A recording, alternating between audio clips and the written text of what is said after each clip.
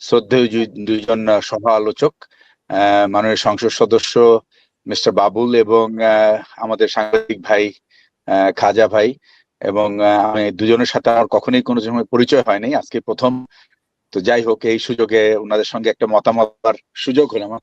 ওয়ালাইকুম আসসালাম, এবং সবাইকে আমি সালাম এবং শুভেচ্ছা জানিয়ে আমি আমার বক্তব্য শুরু করছি। প্রথম কথা হচ্ছে যে আমি দুজনের কথা আমি খুব স্পষ্ট করে শুনলাম, যে মন্ত্রী মহোদয় যেটা বলেছেন সেটাও শুনেছি, বেশ কয়েকবার শুনেছি। এটা কিন্তু একটা মানে কি বলবো, এটা অত্যন্ত একটা it's a fact that in our life that চাঁদাবাজি ছাড়া রাস্তায় কোনো গাড়ি চলতে পারে না। আমি সরকারি চাকরি করেছি অনেকদিন। Any money which is taken from anybody, সেটা কিন্তু অডিটের আওতায় না আসলে এটা কিন্তু কোনো অ্যাকাউন্টেবিলিটি থাকে না। আপনি দেখেন এই যে প্রতিদিন হয়, আমি কিছুদিন আগে দুর্নীতির উপর এক ছোটখাটো গবেষণা করেছি, এবং প্রতিদিন বাংলাদেশে লুজ মানি ট্রানজেকশন, ব্ল্যাক মানি ট্রানজেকশন হয় 300 কোটি টাকা। এটার একটা বিরাট অংশ রাস্তায় চাঁদাবাজি হয়, কিন্তু এটার ইফেক্টটা কিন্তু আছে সাধারণ মানুষের। প্রশ্নটা হচ্ছে যে যাদের নামে চাঁদাবাজি হচ্ছে, এই যে শ্রমিক কল্যাণ পরিষদ বা বা মালিক কল্যাণ পরিষদ, আমি আমি ওনারা ভালো বলতে পারবেন যে এই টাকাটা আসলে কাদের কল্যাণে ব্যয় হয়, আদৌ কি কারো কল্যাণে যায় নাকি এটা সরাসরি পকেটে যায়। এই বিষয়গুলি যদি যতক্ষণ পর্যন্ত সরকার এটাকে একটা কাউন্টিং এর মধ্যে আনতে পারবেন, সে ফর এক্সাম্পল আমি ট্যাক্স দেই, এটা গভর্নমেন্ট জানে, আই হ্যাভ এ ডকুমেন্ট।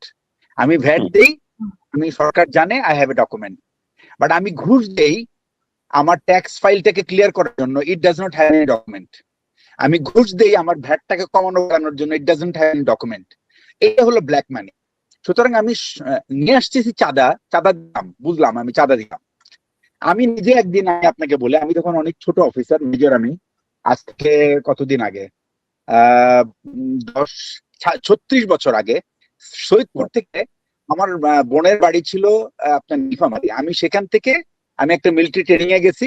আমি ওর সঙ্গে দেখা করে আমি ওই রাত্রে আর কোনো গাড়ি পাচ্ছি না, হঠাৎ একটা ট্রাক পেলাম, ট্রাকটাতে উঠে পড়লাম, এবং সেই ট্রাকটা এসে সৈয়দপুরে নামালো। আমার প্রশিক্ষণ জায়গাটা হলো সৈয়দপুরে আসতেই ট্রাফিকের একজন সিগন্যাল দিল, সে কিছু একটা দিল, দেওয়ার বিনিময়ে সে একটা টিকিট পেলো। সে টিকিট সে ওখানে গেতে রাখলো। আমি জিজ্ঞেস করলাম এটা কি, বললো যে স্যার, যে এখানে যে বিটে টাকাটা দিলাম এটার একটা প্রমাণ। তার মানে রাস্তায় যদি আমাকে ধরে, এই বিটের মধ্যে আর কেউ আমার কাছ থেকে টাকাটা নেবে না। দ্যাট মিনস এটার একটা organised collection of money. But আমার পয়েন্টটা হচ্ছে এই টাকাটার চাপ আসলে কে কে করছে? আমি আপনি যারা ঢাকায় বাজার করতে যাই কিনতে যাই না কেন, এটার উপর চাপটা বহন করতে হয়।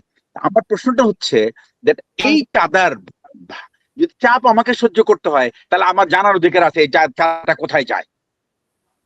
এটা যদি সরকার ঠিক করতে পারে আমার কোনো আপত্তি নাই। আমি যদি এই চাঁদার বিনিময়ে যদি either I get A relief, অথবা আমি ভর্তুকি কিছু একটা পাই, অথবা আমি না, যাদের দেশে চাঁদাটা নেওয়া হচ্ছে তাদের কাছে পৌঁছাচ্ছে, সেটা যদি হয় তাও আমি মেনে নিতে রাজি আছি। কিন্তু unaccountable money, it will go to some powerful people, that I am not going to accept. Second হচ্ছে এই চাঁদাটা নেওয়ার উদ্দেশ্য কি? টক শোতে আছে টাকা যেমন মনে করেন আমি আপনি একটা ব্রিজে টোল দিলাম, কারণ এটা সরকারের খাতে চলে যাচ্ছে, বিকজ এই ব্রিজটা বানাতে সরকারের খরচ হয়েছে, সে টাকাটা উঠাচ্ছে, আমার কোনো আপত্তি নাই। কিন্তু আমি যে চাঁদাটা দিচ্ছি কার স্বার্থে দিচ্ছি? আমি এটা দিয়ে আমি একজন সাধারণ মানুষ হিসাবে যার উপরে চাপটা পড়ছে, সে কিভাবে নিজেকে কনভিন্স করবে যে এই টাকাটা তার প্রাপ্য, এই চাঁদাটা সে তার পাওয়ার যোগ্য? এইটা যদি মন্ত্রী মহোদয় পরিষ্কার না করতে পারেন, এখন এটার কি কোনো পথ আছে? আছে। এটার পথ কিভাবে আছে? ফর এক্সাম্পল, আমি আপনাদেরকে এর আগেও অন্য টক শো আমার সহযোগী সহ আলোচককে বলেছিলাম, বাংলাদেশে মাননীয় সংসদ সদস্য আছেন এখানে, এবং আমি খুব উপকৃত যে এই আমি জানি না উনি কোন জেলা বা কোথা থেকে উনি নির্বাচিত। I am sorry about it. আপনি যদি একটু কাইন্ডলি জানাতে পারেন তাহলে খুব ভালো হয়। নওগাঁ থেকে। কোন সংসদীয় এলাকা থেকে? নওগাঁ থেকে। নওগাঁ 3 মহাদেবপুর বদলগাছি। Very good. তাহলে আমি আপনাকে বলি, আমি জানি না আপনার নিশ্চয়ই নলেজে আছে, বাংলাদেশে কিন্তু গত 15 বছরে 3টা জেলা উন্নয়নের জাতীয় উন্নয়ন বাজেটের 42 ভাগ পেত, আর 61টা জেলা পেত 58 ভাগ। এবং আমি আপনাকে খুব পরিষ্কার করে বলি, জয়পুরহাট যে জেলাটা গত 15 বছর ধরে প্রতি বছরে সে মাত্র 17 পয়সা পেয়েছে, মানে 100 টাকা যদি আমি বাজেট ধরি তার 17 পয়সা পাইতো সে উন্নয়নে। সিমিলারলি নওগাঁও কিন্তু খুব বেশি হলে 20 পয়সা পাইছে। সবচেয়ে বেশি যে জেলাটা পেয়েছে 61টার মধ্যে, সে হলো 82 পয়সা পেয়েছে, মানে 1 টাকারও কম। এই যে বৈষম্য, এই বৈষম্য যদি মাননীয় সংসদ সদস্যরা যদি এবারে দূর না করতে পারেন, তাহলে আর ওনারা ওনাদের এলাকায় কোনোদিন মুখ দেখাতে পারবেন না। তো এই টাকাটা, যে টাকাটা ওঠে, একটা গাড়ি যদি নওগাঁ থেকে রওনা হয়, নওগাঁর মধ্যে যে চাঁদাটা, এই চাঁদাটা যদি আমার নওগাঁর কাজে ব্যয় হয়, আমার কোনো আপত্তি নাই। নওগাঁ থেকে বগুড়া আসলো, বগুড়ার মধ্যে যদি যে চাঁদাটা হয় বগুড়ার কাজে ব্যয় হলো, আমার কোনো আপত্তি নাই। বগুড়া, তার মানে চাঁদাটা যেই উঠুক সেটা সেই এলাকার জন্য ব্যয় হোক, তাহলেই তো আমাদের চাঁদার উপরে তো আমাদের আর কোনো কষ্ট থাকে না। কারণ আমি জানি যে আমি যে চাঁদাটা দিচ্ছি বগুড়া শহরে, এটা আমার জেলা শহরের কাজে লাগবে, আমার জেলার শ্রমিকদের কাজে লাগবে, জেলার শ্রমিকদের স্বাস্থ্য উন্নয়নে কাজে লাগবে, তাদের শিক্ষায় কাজে লাগবে, তাদের সুবিধা অসুবিধা তাদেরকে তাদের ইনফ্লুয়েন্সে কাজে লাগবে। তো তখন কিন্তু আমার এই চাঁদাটা দিতে আমার কোনো কষ্ট নাই। তা আমি মনে করি মাননীয় সংসদ সদস্যের মাধ্যমে এই টাকাটা যাচ্ছে, এটা যদি আপনারা কন্ট্রোল করতে পারেন, তাহলে কিন্তু এই চাঁদাবাজি নিয়ে কেউ প্রশ্ন তুলবে না। কিন্তু এটা যদি না করতে পারেন, এটা যদি কারো পকেটে যায়, যেটা আমি জানি আমরা কোথায় যায়, এটা আমি এমনও শুনেছি, আমার একজন কলিগ ছিল। কিছু বলতে চাচ্ছি, শেষ কথাটা বলি। আচ্ছা বলেন খাজা ভাই, বলেন। আচ্ছা, আপনি আমার পর ইন্টারভিউ করতে পারবেন। ওনার সাথে আমি যোগ করব, সেটা হচ্ছে যে উনি একটু সার্কাস্টিক্যালি বলেছেন যে বগুড়া যদি চাঁদাবাজি হয় বগুড়ার জন্য ব্যয় হয়, সেটা উনি কিছু মনে করবেন না। আসলে উনি মিন করছেন যে এটা ফর্মাল হতে হবে, লিগ্যাল হতে হবে। ধরেন রবিউল সাহেব যেখানকার এমপি ধানমন্ডি, এখানে ফুটপাতে ব্যবসা হয়, ফল থেকে শুরু করে নানা ধরনের ব্যবসা। এই ঢাকা শহরে মানে কয়েক হাজার না, লক্ষাধিক এই ধরনের ছোটখাটো ব্যবসায়ী আছে যারা প্রতিদিন চাঁদাবাজির শিকার হন, যার ফল ওই যে প্রাইসটা কিন্তু মানুষের কাছ থেকে নেওয়া হয়। এখন যেটা করতে পারে এই যে বৈধ করার জন্য, এই চাঁদাগুলো গত আমলে ছাত্রলীগ, যুবলীগ, পুলিশের একটা অংশ ইত্যাদি ইত্যাদি এরা পেত, এটা আমাদের জানা জিনিস।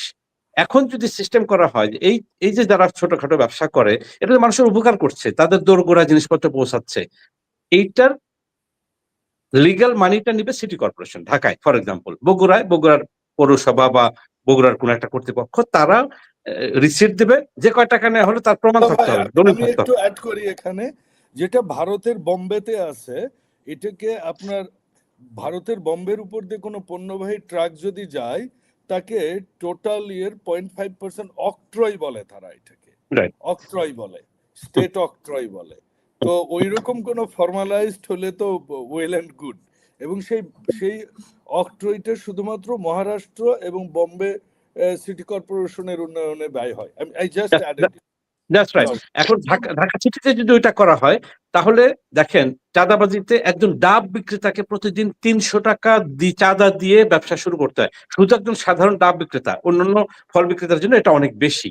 সুতরাং এই যদি সিটি কর্পোরেশন, আমি থাইল্যান্ডে দেখেছি ব্যাংকক সিটিতে, যে একটা জায়গা 2 বার অথবা 3 বার ভাড়া দেওয়া হয় প্রতিদিন। মানে সকালে আপনি বিক্রি করছেন কম্বল বা লেপ, দুপুরবেলা বিক্রি করছেন মাছ মাংস, বিকেলবেলা বিক্রি করছেন অন্য কিছু, এবং খুব ক্লিন থাকে। এবং সিটি কর্পোরেশন কিন্তু 3 বার টাকা পাচ্ছে এবং জায়গাটা খুব ক্লিন থাকছে, এবং এতে করে অনেক মানুষকে এমপ্লয়মেন্টের সুযোগ দেওয়া যাচ্ছে। তো এটা যদি করা হয়, সিটি কর্পোরেশনের সরকারের কাছ থেকে কোনো বাজেট নিতে হবে না। অনুরূপ ভাবে বগুড়ার উপর দিয়ে যখন ট্রাক আসছে বা রাজশাহী ক্রস করে অন্য জেলা দিয়ে আসছে, ওই রাস্তার কিন্তু ক্ষতিও হয়। হ্যাঁ, তো সেই হিসেবে ওই ফিগুলো যদি করা হয়, চাঁদাবাজি অটোমেটিক্যালি কমে যাবে। মানুষের উপর কিন্তু এই যে ইম্প্যাক্টটা আসে, অভিজ্ঞতা আসে মানুষের উপর পণ্য ব্যবহার করার ফলে, মানুষ এখান থেকে রিলিফ পাবে। এক্স্যাক্টলি।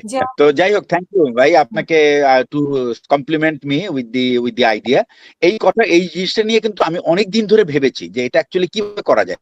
তো আমার কাছে একটা পার্সোনাল ফর্মুলা আছে, যে ফর্মুলাটার একটা অংশ আমি আপনাকে বললাম। এবং শুধু তাই না, এটা it is going to relieve the national development budget থেকে রিলিভ করবে ন্যাশনকে।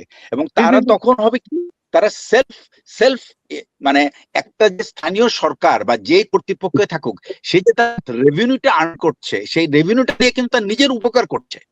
সুতরাং এই জিনিসটাকে ফর্মালাইজ করার ব্যাপারটা কিন্তু এটা অনেক একটু চিন্তা ভাবনা করে গবেষণা করে, এবং এটা কালেকশন সিস্টেম, আজকাল কোনো ব্যাপারই না এগুলি করা।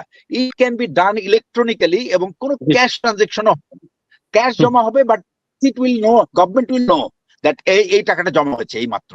আর যদি জমা না হয়ে থাকে, এটা কিন্তু একটা ট্রেন্ড। আমি আপনাকে বলি, প্রত্যেকটা এই যে টোল সেন্টার গুলিতে আপনি গেলে বুঝতে পারবেন যে অ্যাকচুয়ালি একটা রাস্তা দিয়ে, যেমন ফর এক্সাম্পল আমি ছোট্ট একটা তথ্য দিই, আজ থেকে 3-4 বছর আগের কথা, যেমন মেঘনা গোমতী দিয়ে প্রতি রাত্রে 28,000 ট্রাক যায়, 28,000 ট্রাক, এবং সব মিলিয়ে 32,000 গাড়ি চলাফেরা করে।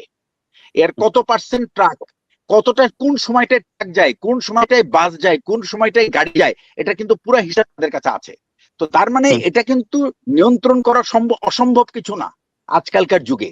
শুধুমাত্র দরকার কি গুড ইন্টেনশন, একটা ইন্টেন্ট দরকার, ইচ্ছা দরকার, এবং সেই ইচ্ছাটার প্রতিফলন দরকার পরিকল্পনায় এবং সেটা বাস্তবায়নে।